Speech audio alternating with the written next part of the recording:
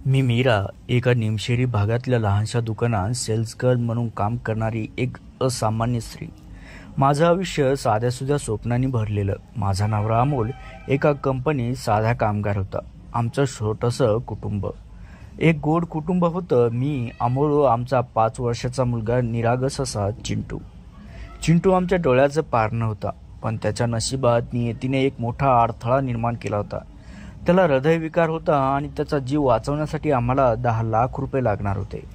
ही रक्कम आमच्यासाठी, सामान्य कुटुंबासाठी आभाळा एवढीच होती. आम्ही दिवसरात्र कष्ट करत होतो, पण पैसा जमवणं निव्वळ अशक्यच वाटत होतं. कर्ज काढायला गेलं तर कोणी द्यायलाही तयार नव्हतं, कारण आमच्याकडे गहाण ठेवण्यासाठी काहीही नव्हतं. चिंटूचा तो कोमजलेला, वेदनाने भरलेला चेहरा बघून माझं काळीज अक्षरशः तुटायचं. देवाकडे एकच प्रार्थना होती, माझ्या चिंटूला वाचव. एक दिवस दुकानाबाहेर पडताना माझ्या डोळ्यासमोर एक आलिशान गाडी थांबली. त्यातून एक अनोळखी बाई खाली उतरली. अंदाजे 50शीतली असेल, पण त्यांच्या चेहऱ्यावर श्रीमंती आणि एक गूढ शांतता होती. त्यांनी मला बोलावलं. मीरा, त्या म्हणाल्या, मी तुला ओळखते. तुझं दुकान उघडण्यापासून मी तुला पाहिलंय. तुझा प्रामाणिकपणा मला खूप आवडतो. मी गोंधळले. माझी ओळख? पण आपण कोण? या प्रश्नाने मी बावरले होते. त्या हसल्या. मी श्रीमती देशमुख. मला तुझं एक काम आहे. माझ्या एका दूरच्या नातेवाईकाचं घर आहे. खूप जुनं आहे, पण सुंदर देखील. तिथे कोणी राहत नाही. फक्त रोज संध्याकाळी दिवे लावायचे आहेत आणि सकाळी बंद करायचे आहेत. बाकी काही काम नाही. त्यासाठी मी तुला 50,000 रुपये देईल. माझ्या डोळ्यावर विश्वासच बसेना. 50,000 रुपये? माझ्या डोक्यात चिंटूचाच विचार होता. ही रक्कम चिंटूच्या ऑपरेशनसाठी खूप मदत करेल याचा मी विचार करू लागले. पण इतके पैसे कशासाठी? मी त्यांना शंकेनंच विचारलं. श्रीमती देशमुख यांनी माझ्याकडे पाहिलं आणि त्यांच्या डोळ्यात एक गूढ चमक दिसली.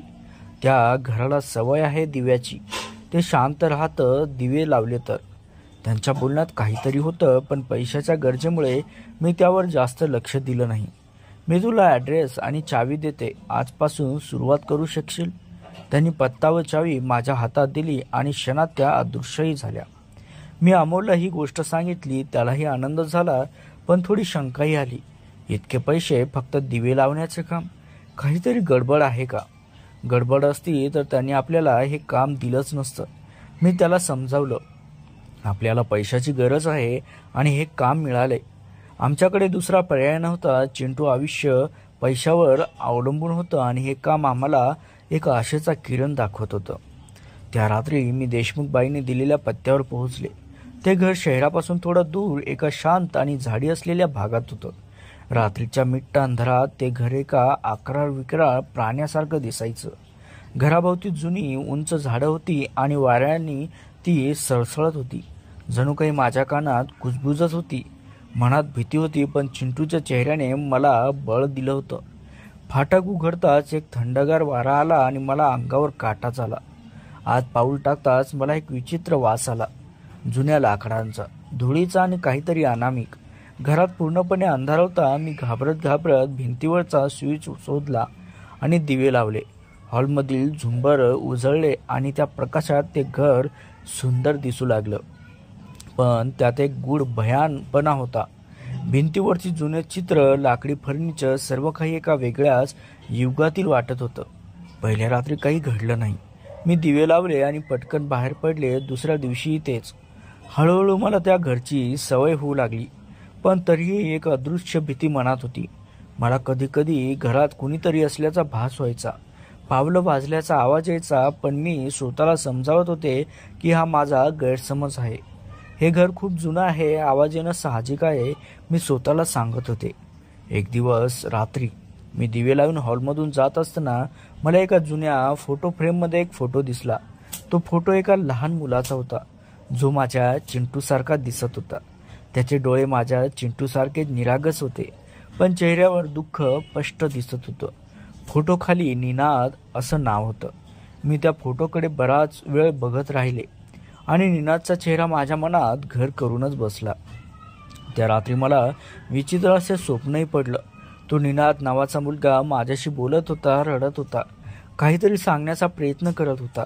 त्याच्या डोळ्यात मला भीती आणि वेदना स्पष्ट दिसत होती. मला जाग आली तेव्हा मी घामाने थपथपलेली होते. स्वप्नाचा प्रभाव इतका होता की मी अस्वस्थच झाले. दुसऱ्या दिवशी मी पुन्हा त्या घरात गेले. दिवे लावले आणि मी त्या फोटोजवळ थांबले. फोटोच्या मागे काहीतरी लिहिलं होतं, पण ते दिसलं नाही.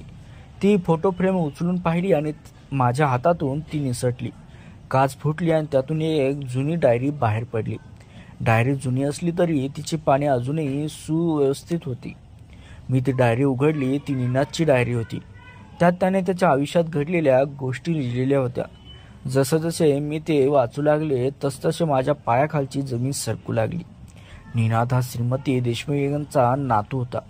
त्याला माझ्या चिंटूसारखाच हृदयविकार होता आणि डायरीतील प्रत्येक शब्द निनादच्या वेदना आणि एकाकीपणाची कहाणी सांगत होतं.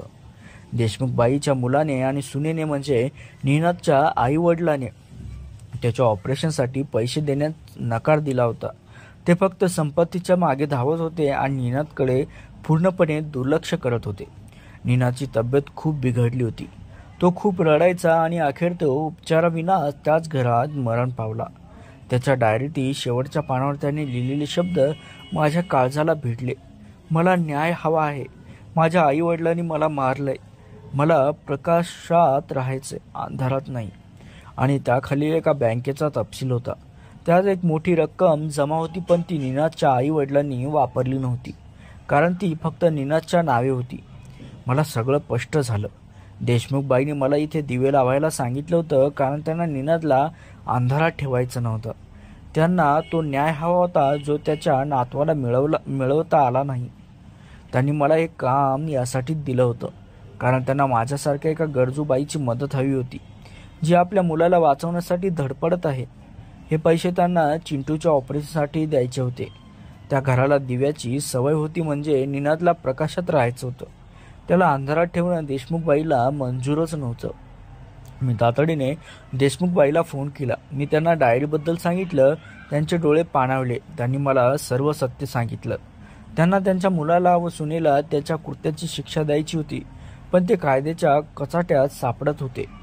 त्याला भीती होती की त्यांच्या मुलाला सुनाला कळलं तर चिंटूच्या ऑपरेशनमध्ये अडचण निर्माण करतील, कारण त्यांना कोणत्याही प्रकारे चिंटू वाचलेला नको होता, ज्यामुळे निनादच्या मृत्यूचा पुरावा समोर येऊ नये. देशमुख बाईची चिंटूच्या ऑपरेशनसाठी लागणारे उर्वरित पैसेही दिले. त्यांनी सांगितले की त्यांनी आधी चिंटूच्या ऑपरेशनची व्यवस्था केली होती, पण त्यांना हे पाहायचं होतं की मी अंधारात दिवे लावते की नाही. मला आता त्यांच्या डोळ्यातील गूढ शांतता अर्थ समजत होता. मी त्यांच्या नातवाच्या आत्म्यासाठीची शांतता होती, एक प्रकारचा तो संकल्पच.